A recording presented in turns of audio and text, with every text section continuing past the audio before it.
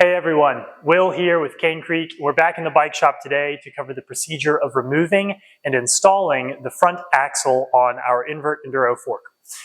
While it's not totally mandatory, we have found that with inverted forks it's easiest if you turn the bike upside down and rest it on the handlebars for the entirety of this procedure. As such, it's important to consider the controls and any accessories that you have bolted to your handlebars. The first step is that we're going to remove my hand guards here, as these would contact the ground and potentially get bent or damaged when I flip the bike upside down.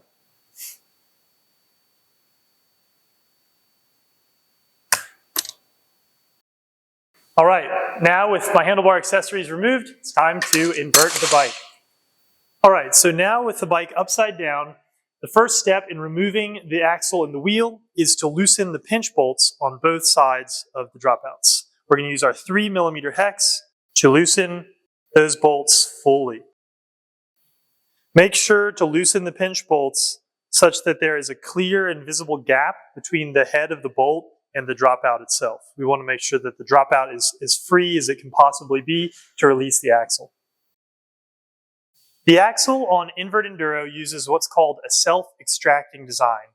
This means that the axle bolt here is captured and held in the dropout. As it's loosened, it pushes the axle out of the other side of the fork. Using our 6mm hex, we're going to begin loosening the axle. As you do so, keep pressure with your opposite hand pressing in this way on the opposing leg. This keeps the fork legs from bowing outwards and reduces any potential friction or binding of the axle. It helps every few turns to press in with your tool hand to help coax the axle out of the dropouts.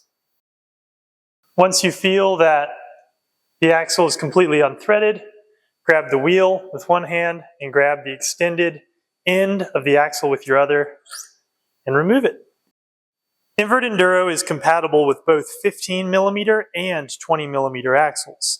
If you're trying to switch to the 20mm axle configuration, you simply need to remove this gold axle adapter within the dropout. Using a pick, grab the adapter and slide it out.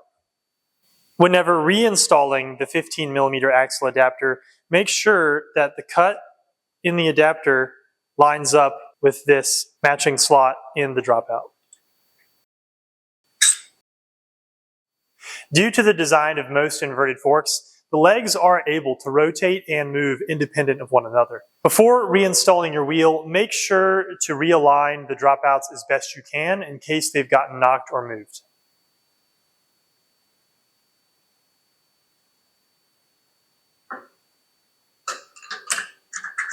When reinstalling the axle, it can help to first engage the right side in the dropout, making sure that the square lock aspect is nesting in the dropout.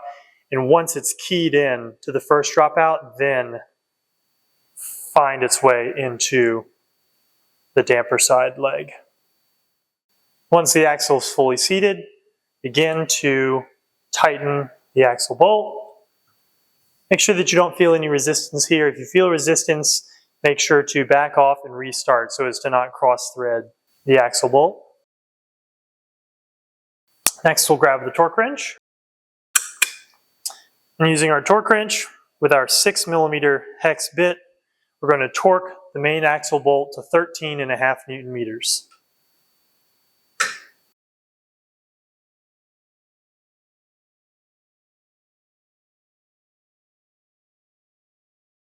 Then, before turning the bike right side up again, we're going to torque the pinch bolts on the damper side of the fork, on the same side as the axle bolt here.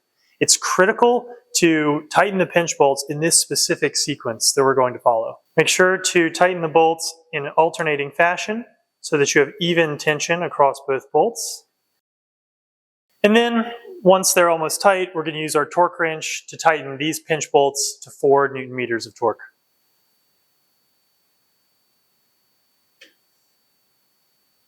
Now that the first set of pinch bolts and the axle bolt are tight on the damper side of the fork, it's time to turn the bike right side up again. Because Invert Enduro uses a floating axle design, it's critical to make sure that the fork legs are perfectly aligned relative to one another so that you're guaranteed to have the smoothest performance possible.